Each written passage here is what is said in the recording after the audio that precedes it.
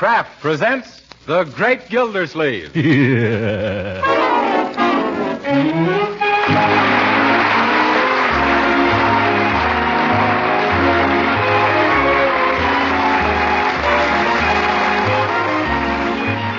week at this time, the Kraft Cheese Company presents for your enjoyment Harold Perry as The Great Gildersleeve, written by Leonard L. Levinson.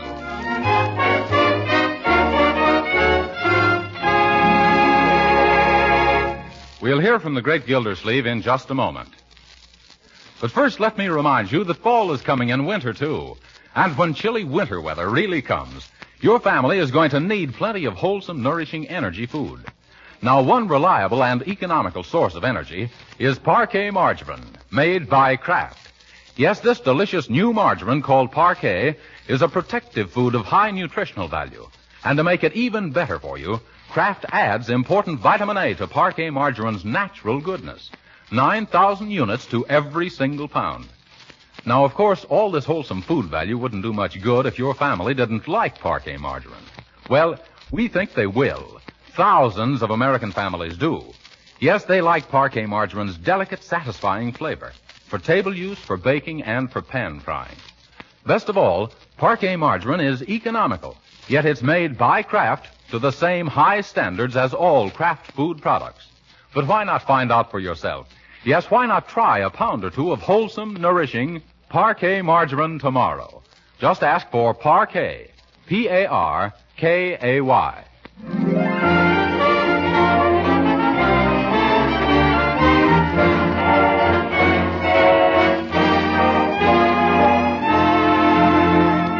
And now for the adventures of the Great Gildersleeve.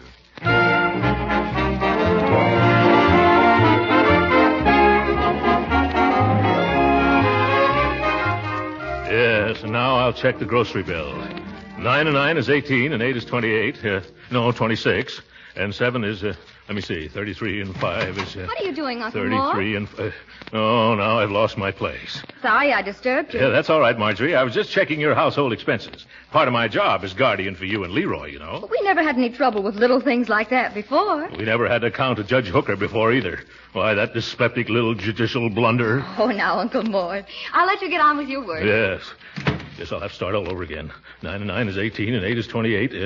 26. And 7 is... Excuse me, Mr. Gildersleeve. Ham or beef? And 7... Lost it again. Ham or beef what? Filling. What filling? Sandwich filling. What sandwich? That's what I want to know. Ham or beef? Cheese. Yes, sir. Yes.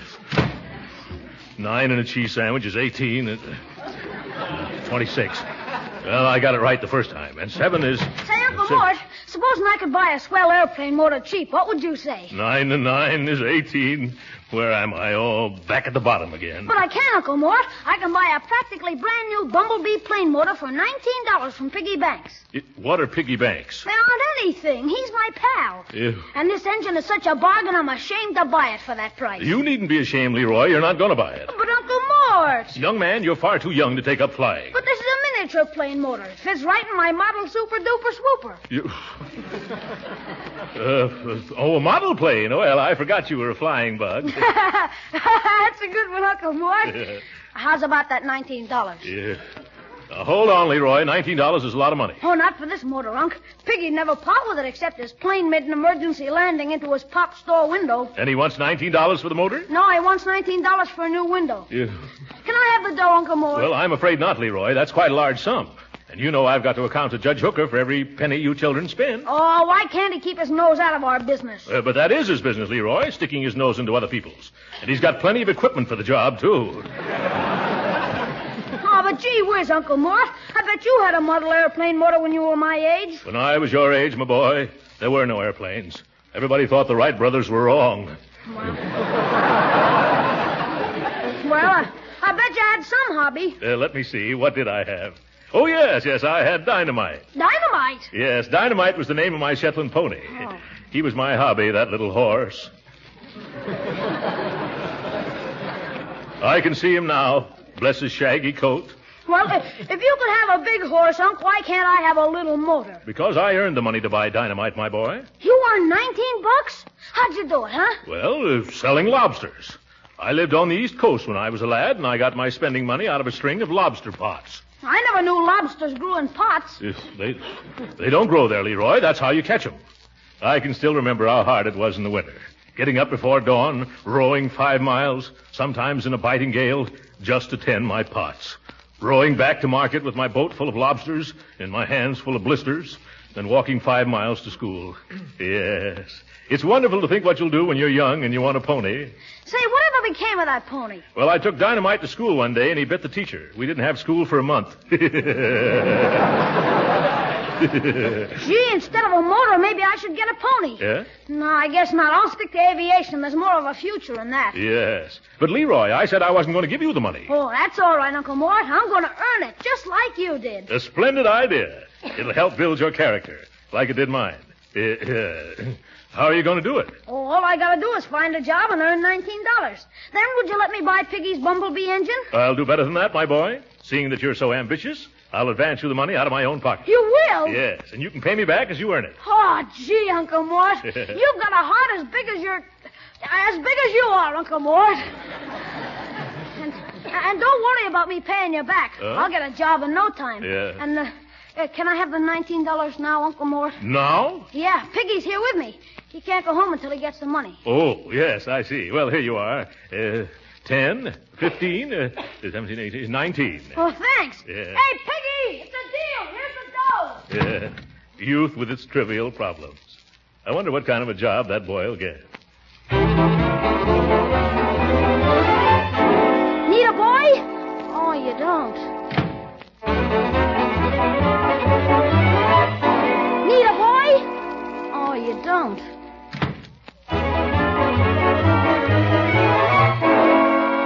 Need a boy? Yes. Oh, you do? Yes, we have a morning paper route open. Got a bike? Sure. When do I start? 5 o'clock tomorrow morning. Now, this is no cinch job, young man. You've got to deliver those papers every morning, rain or shine. Now, do you think you can swing it? Oh, sure. I'm awfully reliable, mister. I take after my uncle.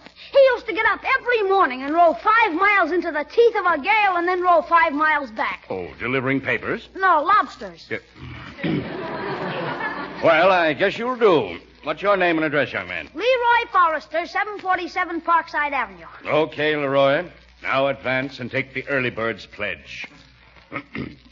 Neither snow nor rain, nor hail nor flood shall stop the carriers of the Summerfield Indicator from delivering their papers and collecting at the end of the month. I do. Good. Now wear this pin, your badge of honor as an early bird, and may its luster never be tarnished. No, sir. And remember, for every paper that isn't delivered before 7 a.m., you'll be docked a nickel.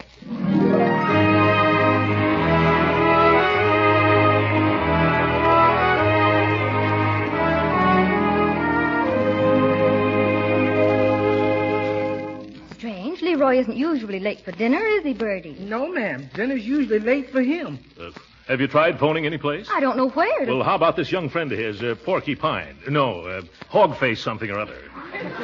Oh, yes, Piggy Banks. What's his phone number? Let's call him, huh? I got a job. Well, congratulations, my boy. What you doing getting jobs at supper time? What kind of a job is it, Leroy? Delivering a paper route for the Vindicator. Well, isn't that peachy? Indicator, Vindicator, huh? Yeah. When do you start? Tomorrow morning at 5 o'clock. 5 in the morning? Did he say 5? You hear what the boy say? Yeah. Yeah, that means I gotta get up at 4. Oh, Leroy, you can't get up that early. Oh, yes, I can. I'll set all the alarm clocks in the house. Oh, and Leroy, I'm afraid you're a little too young for that sort of thing. Maybe next year. Oh, but you had a much tougher job, Unc. You told But me. Uncle's a big man. Yeah. Well, he wasn't a man then. He wasn't even an uncle. You promised me I could do this. Uncle Mort, you promised me I could do it, and I promised the circulation manager. How'd it look if we both broke our promises? It looked better than getting up in the middle of the night. Yes, I agree with you. This puts me in rather a bad spot, Leroy. What would Judge Hooker say about this? That it's building my character. Well. Now, I better go to bed if I'm going to get up at 4 o'clock. But you haven't had dinner yet. Okay, then, let's eat. What's delaying dinner, Bertie? What's delaying, he said. Look here, you, Leroy. We got ham for dinner, and whilst waiting for you, I frizzled it, defrizzled it, and refrizzled it until it's frazzled.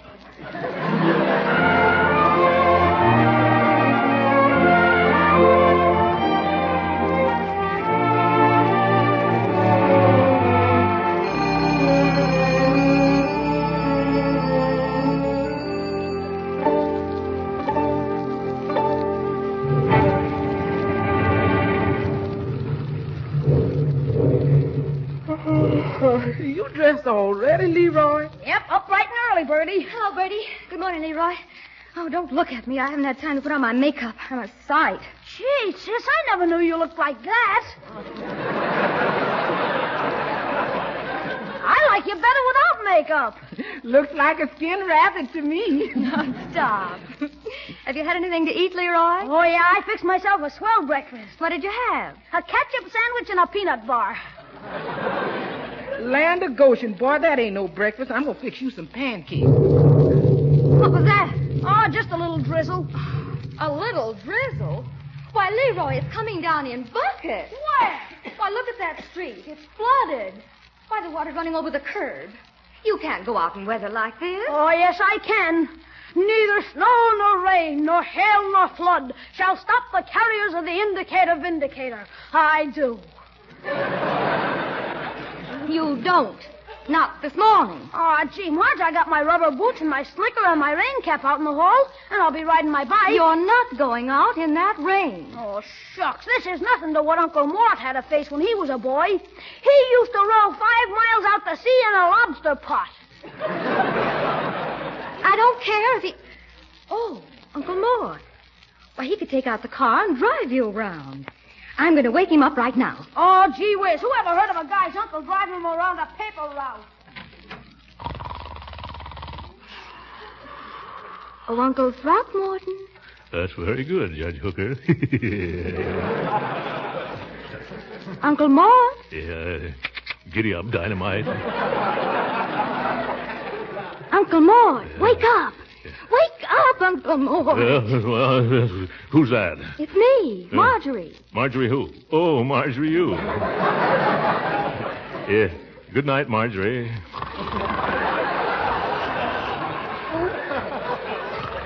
No. Wake up, Uncle. What's the matter? Fire? No, rain. It's coming down in torrents, Uncle Mort. It is, huh? Yes. Well, don't try to stop it. No, Uncle Mort, you've got to get up. Yes, that's nice. Leroy insists on starting his job this morning, and you've got to help him. Yes, a very good point. You must get the car out and drive him all over his paper route. Yes, to build his character. What? I do? Yes. Now put on some clothes and come into the kitchen. Bertie's fixing some coffee. But coffee will keep me awake. Hurry now, Uncle Mort. Yes, all right. Where's the light? Oh! What's wrong? I burned myself. That bulb is still hot. Why, Uncle Mort, what time did you get to bed? Well, I was reading a detective novel. It must have been about 3:30. What time is it now? 4. Oh, my. Won't you go back to sleep? Leroy's waiting for you in the kitchen. Yes, bright boy.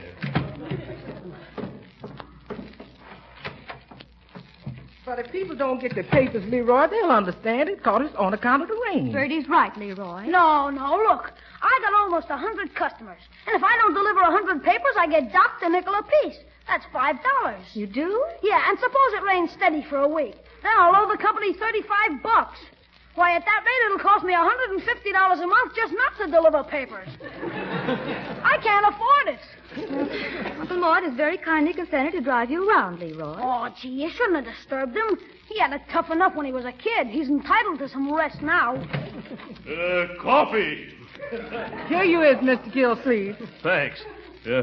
Somebody hold the saucer. I think I can handle the cup.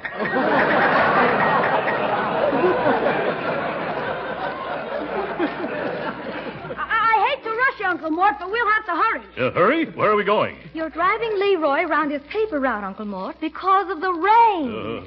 You better put on something warmer than that bathrobe and them pajamas. You know summer's all over. He won't have to get out of the car. Here's your overcoat, Unc. That's all you'll need. Yes, thank you. There, we're all set. Now let's go. Okay.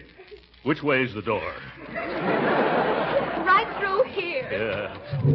Oh, it's raining. What am I doing out in the rain? You're going to help me deliver my papers. Papers? What papers? The man said they'd leave the bundle right here on the porch. Where? I can't see any. Oh! Hey, Uncle Mort. What? They left the papers all right. Yes!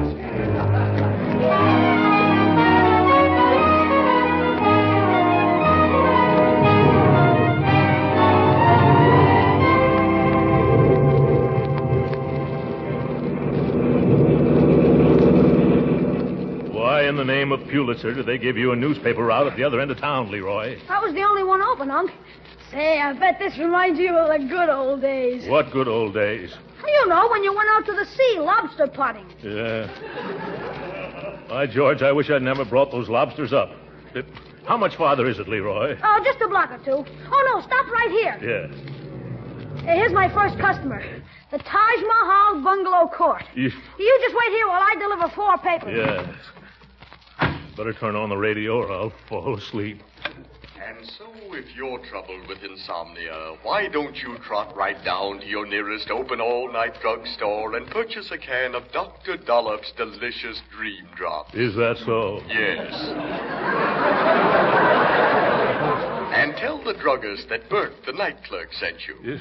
And after you've taken a dozen drops, you'll doze into a delightful delirium from... That guy would put an owl to sleep. Okay, Uncle Mort. Right straight ahead to the next corner. Yeah. Now turn right. Right. Oh, careful of that milk wagon, Uncle Mort. What milk wagon? I don't... Oh! Oh, Daddy, ho! Yeah, whoa. Hey, you! What you mean, running into my wagon? What are you doing in the middle of the road? I'm parked against the curb, you big chowderhead. Oh! Now, see here, don't you talk to me that way, or I'll pasteurize you, you little half-pint feather. Look out, Uncle Mort. He ain't so little. He ain't? I mean, he isn't?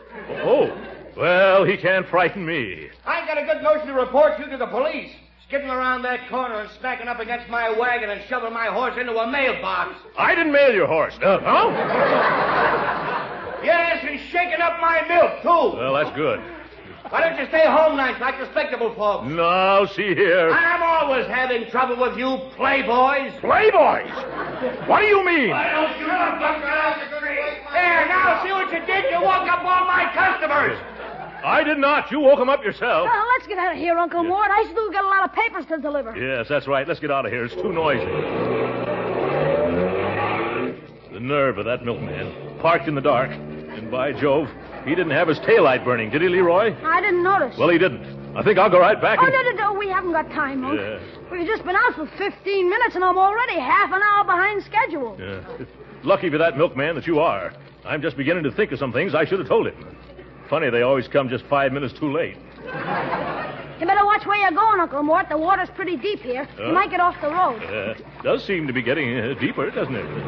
Yep. Throw your flashlight on that sign over there, Leroy. Sure. Can you read it? What does it say? Warning, no fishing allowed. Oh! Oh, my goodness, a lake. Where's the street? I better turn around. It's back that way. Yes, I see it now. We'll be on dry land in a moment. Uh-oh, we're in a hole. Hole? Don't worry, Leroy. Everything's going to be all right. Yeah. I think the carburetor's flooded with water.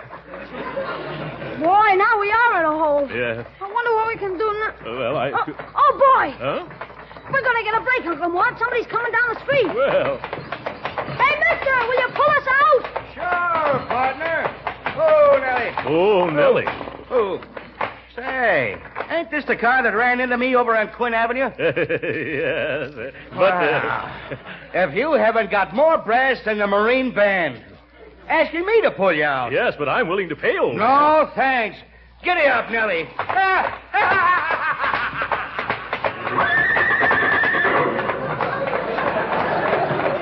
Go jump in your milk, both of you. It's getting pretty late, Uncle Mort, and we still have a lot of papers to deliver. What are we going to do? Well, the car won't move, Leroy. Looks like we'll have to travel the rest of the way on foot. And I'm wearing bedroom slippers. Well, at least it stopped raining. You come on, Leroy. You take that bundle, and I'll carry the rest. Ooh, the water is cold. You want me to carry a piggyback, Uncle Mort? There's no time for joking, Leroy. Oh, good gravy. It's started to rain again.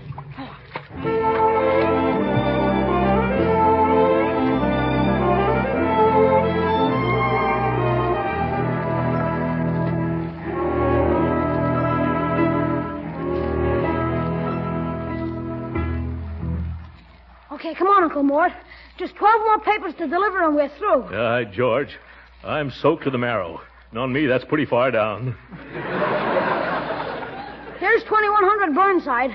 It's your turn to put it on the porch, Unc. That's a long walk up there, Leroy, and I'm rapidly reaching the end of my tether. Suppose I just throw it up on the porch, huh? Oh, no. You can't do that. Us early birds aren't allowed to throw papers, Uncle Mort. Well, I'm no early bird. I'll bet my aim is still pretty good, too. Oh, but we've got orders. Oh, it's all right. Just this once, huh? Watch me place it on the porch. Yep. There it goes. Oh, gee. It hit a window on the second floor. I told you shouldn't... Let's not stand around, Leroy. We delivered the paper, didn't we? Come on, quick. We might as well get going. Operator. Where's that operator? Get me to the police department at once. Hello, police. This is Judge Hooker at 2100 Burnside. An attempt has just been made on my life. Somebody threw something wrapped in a newspaper through my window. It might be a bomb. I'm trying a gangster in my court, and his mob is probably trying to rub me out. Get him at all costs. Spread out a dragnet. Do something.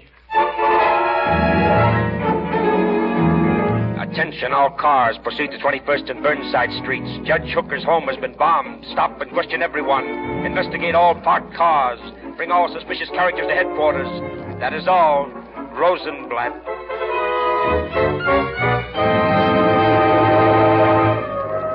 Oh, listen to those sirens, Leroy. Must be some excitement around here. I wonder what... Did you sneeze, Uncle Mort? What did it sound like? Sounds like you're catching a cold. Oh. I only got 4 more papers to deliver. Why don't you go home from here? Oh, no, I wouldn't run out on you. Well, if you insist, that's a different matter. Maybe I'd better get into some dry clothes. Oh, huh? sure. Just go straight down 21st Street to Parkside. So long. So long, Leroy. See you at home. Oh, it's as cold as Judge Hooker's heart, and I'm as wet as a mad hen. I wonder if those policemen would mind giving me a lift home. Well, nothing ventured, nothing gained.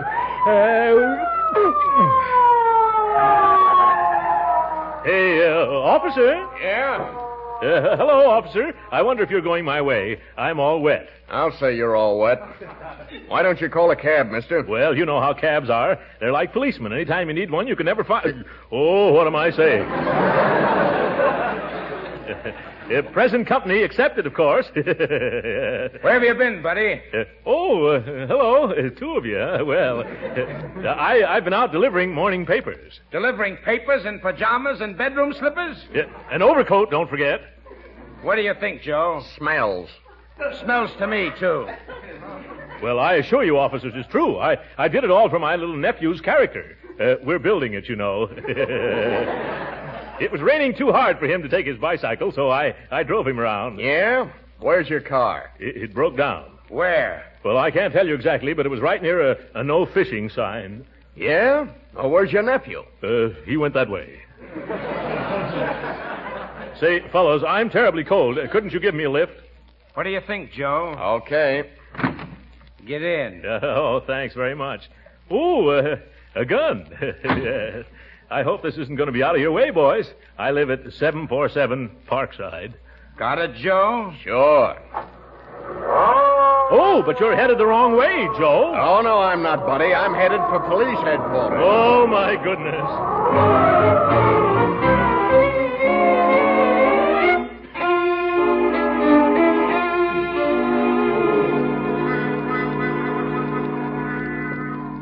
Now, Mr. Gildersleeve, you say your aim wasn't very good. Yes, Judge Rand. I hadn't had much sleep, and, well, I had the wind and the rain and my hair in my eyes. Mm-hmm. And so, instead of throwing the paper on this man's porch, you broke an upstairs window. Yes.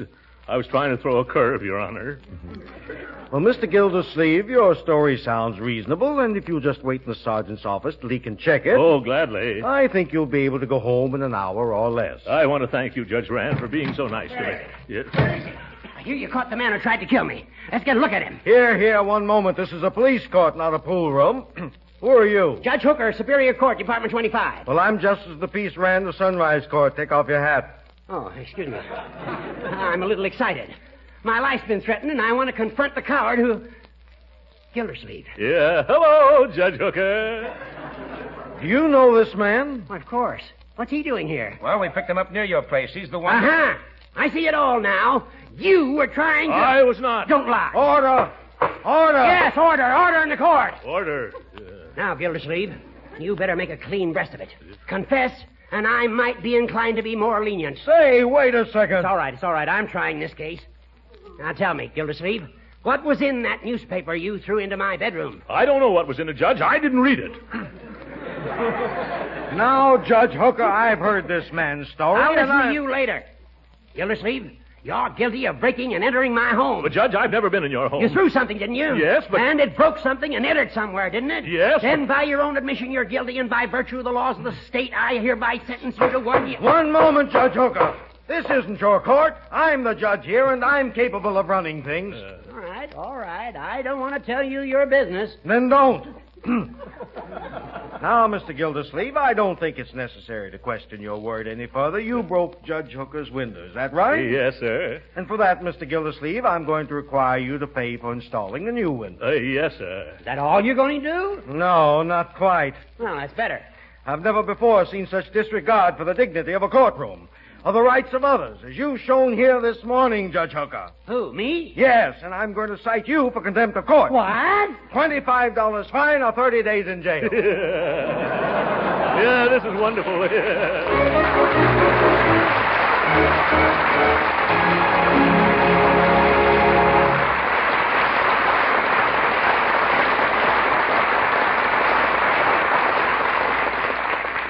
The great Gildersleeve will be with us again in a few minutes. But right now, I wonder what the parquet margarine users who are listening in would say if I asked them why they like parquet.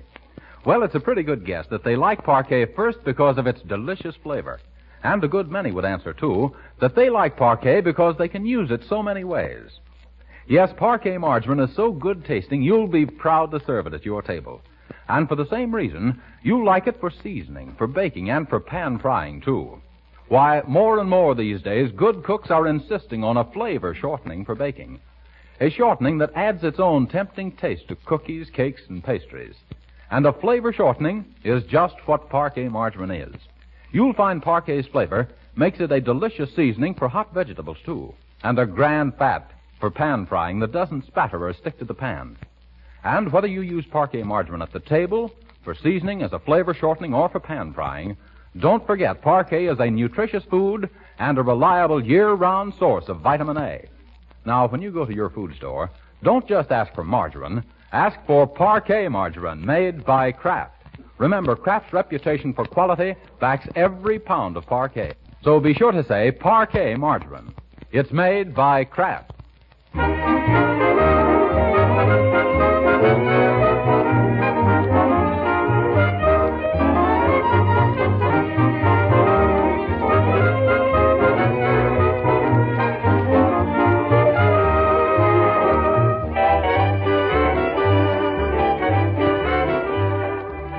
You know, Leroy, I don't think this paper route was such a good idea after all.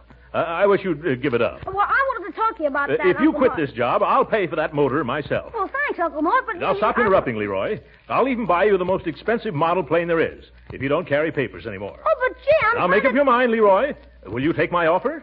Well, if you feel that way about it, okay. Fine. Yeah. Now, what were you going to say? I was trying to tell you, Uncle Mort, I was fired this morning. What? Good night.